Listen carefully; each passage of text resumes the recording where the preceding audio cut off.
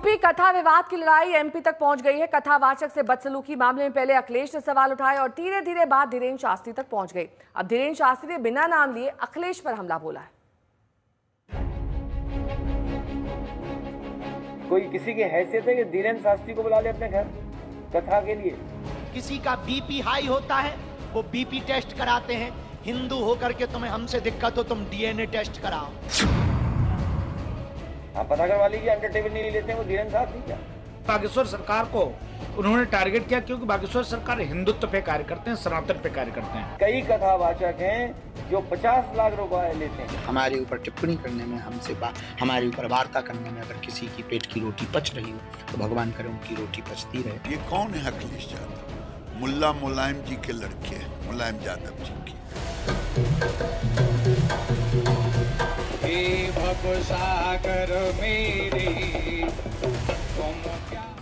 कथावाचक विवाद अब अखिलेश यादव बनाम बाबा बागेश्वर तक पहुंच गया। विदेश दौरे से लौटने के बाद बागेश्वर धाम ने आज तक से एक्सक्लूसिव बातचीत में अखिलेश यादव का सीधा नाम तो नहीं लिया, लेकिन निशाना सीधा साधा। कुछ लोगों को इसमें संतुष्टि मिलती है तो हमें बड़ी प्रसन्नता होती है कि हमारे ऊपर टिप्पणी करने में, हमारे ऊपर वार्ता करने में अगर किसी की पेट की रोटी पच रही हो तो भगवान करे उनकी रोटी पचती रहे। बाबा बागेश्वर और अखिलेश में बयानों की जंग इटावा के कथावाचक विवाद से शुरू हुई। यादव कथावाचक मुकुटमणि की पिटाई, बाल काटने और पैर छुआने वाला विवाद ऐसा गहराया कि मामला यादव बनाम ब्राह्मण तक पहुंच गया। अखिलेश यादव विवाद को सियासी मंच तक ले आए।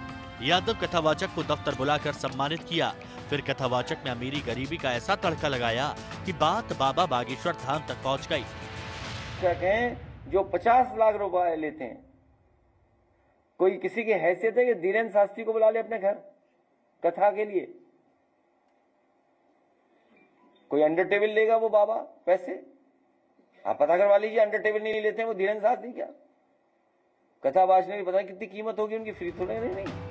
अब बारी बाबा बागेश्वर की थी। उन्होंने कथावाचक विवाद में जाति आने का ठीकरा न सिर्फ राजनीति पर फोड़ दिया, बल्कि जातिवादी राजनीति पर भी निशाना साधा। निंदनीय घटना थी, इसमें कोई संदेह नहीं। हमारे काम को और बढ़ा दिया। जो हम जातिवाद मिटाने की और भारत को हिंदू राष्ट्र बनाने की बात कर रहे हैं, वो उल्टा भारत को जो है जातिवाद राष्ट्र बनाने की तैयारी घटना ने की है।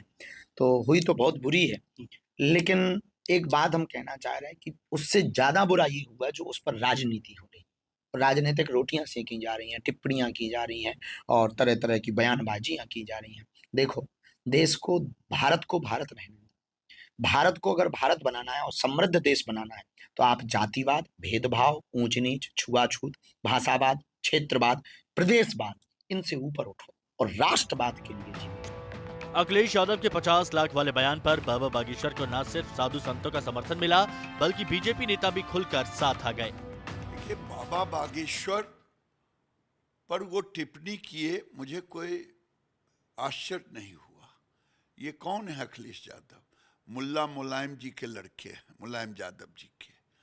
और ये सनातन धर्म गुरुओं को गाली देंगे और मौलवी से प्रेम करेंगे, मौलवी पर न्यौछावर करेंगे जब इनकी सरकार होगी। बाबा बागेश्वर से ये डरे हुए हैं। धीरेन्द्र कृष्ण शास्त्री तो बहाना है, मकसद सनातन की भावनाओं को ठेस पहुंचाना है, मजहबी तुष्टीकरण के भरोसे गोलबंद कराना है। अखिलेश यादव जी जानबूझ करके धीरेन्द्र कृष्ण शास्त्री के बहाने देश के तमाम साधु संत कथावाचकों का अपमान करने की चेष्टा कर रहे हैं, क्योंकि उनको लगता है कि इनके इस अपमान से एक मजहबी गोलबंदी होती है। बागेश्वर सरकार टारगेट उन्होंने किया है उनको, इसलिए बागेश्वर सरकार को उन्होंने टारगेट किया क्योंकि बागेश्वर सरकार हिंदुत्व पे कार्य करते हैं, सनातन पे कार्य करते हैं। उन्होंने छुआछूत, ऊंच नीच, सारे भेदभाव को खत्म करके हिंदुओं को एक होने के लिए लगातार प्रयासरत है और प्रयास करते हैं। ये दिक्कत है अखिलेश यादव जी। कथावाचक विवाद में यादव वर्सेस ब्राह्मण के दाव से अखिलेश सियासी फायदा देख रहे हैं, तो बाबा बागेश्वर जातिवाद बनाम राष्ट्रवाद का नारा देकर अखिलेश को सीधी चुनौती दे रहे हैं। बागेश्वर धाम से लोकेश चौरसिया के साथ आज तक ब्यूरो।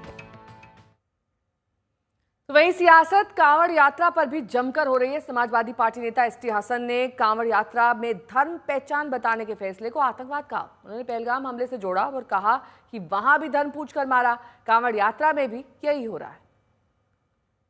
जब तक हमारे तन में प्राण है। हम हिंदुओं के पक्ष में बोलेंगे, हिंदुओं को एक करके ही छोड़ेंगे।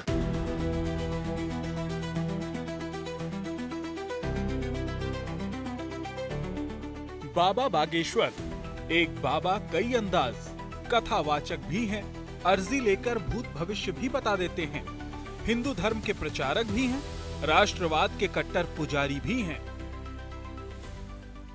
इस जीवन में हमने अक्सर एक बात बोली थी, आ बैठ मेरे पास, मैं तुझे जीना सिखाता हूँ, कुछ क्षण तो मेरे साथ गुजार, मैं तुझे दुख दर्द पीना सिखाता हूँ। क्योंकि मैं बातों से नहीं रातों से लड़ा, मैं सह सह कर साधु बना, इसलिए मैं यहाँ हूँ खड़ा। आ बैठ मेरे पास, मैं तुझे जीना सिखाता हूँ, कुछ देर तो मेरे साथ गुजार, मैं तुझे दुख दर्द पीना सिखाता हूँ। हिंदुत्व सनातन बाबा बागेश्वर का मूल मंत्र है। सनातन की कथा करते हैं, सनातन के लिए जीते हैं, सनातन के प्रचार प्रसार के लिए यात्राएं करते हैं। और हम तो अपना कार्य करते ही चलेंगे, सनातन के लिए जिएंगे, सनातन पे मरेंगे, हिंदुओं के लिए जिएंगे, अंतिम श्वास तक हिंदुओं के लिए मरेंगे। हिंदुत्व का ध्वज उठाने वाले बाबा बागेश्वर ने तो हिंदू राष्ट्र का संकल्प लिया है। अपने संकल्प को पूरा करने के लिए हिंदू ग्राम की नींव भी रख दी। छतरपुर के गढ़ा में बनने वाले हिंदू ग्राम में 1000 परिवार रहेंगे। हिंदुओं के लिए रहेंगे,